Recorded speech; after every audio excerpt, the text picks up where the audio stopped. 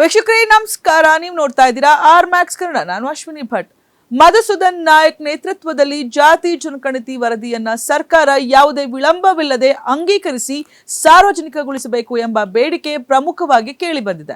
ಇದರ ಜೊತೆಗೆ 2B ಮೀಸಲಾತಿಯನ್ನು ಮರುಸ್ಥಾಪಿಸಿ ಅದನ್ನು 8% ಏರಿಸಬೇಕು ಎಂದು ಆಗ್ರಹಿಸಲಾಗಿದೆ. ರಾಜ್ಯದಲ್ಲಿ ಎಲ್ಲ ಸಮುದಾಯಗಳಿಗೂ ಸಮಾನ ಅವಕಾಶ ಕಲ್ಪಿಸುವ ನಿಟ್ಟಿನಲ್ಲಿ ಸಮಾನ ಅವಕಾಶಗಳ ಆಯೋಗವನ್ನು ಕರ್ನಾಟಕದಲ್ಲಿ ಸ್ಥಾಪಿಸಬೇಕು ಎಂಬ ಒತ್ತಾಯವೂ ಇದೆ.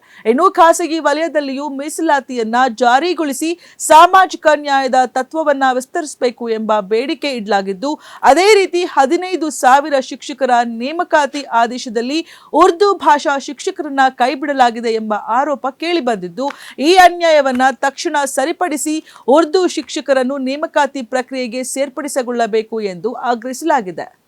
ನಮಗೆ ಬೇಕಾಗಿರುವುದು ನಮ್ಮ ಸಮುದಾಯಗಳ ಇಶ್ಯೂಗಳನ್ನ ತೆಗೆದುಕೊಂಡು ಪರಿಹಾರ ಮಾಡಬೇಕು.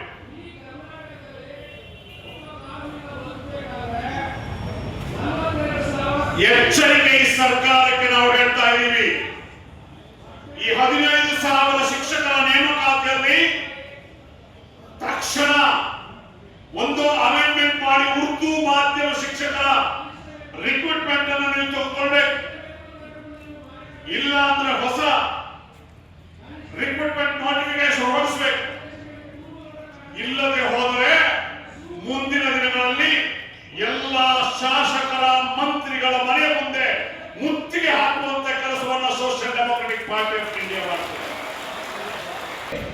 ಈ ಅಧಿವೇಶನದಲ್ಲಿ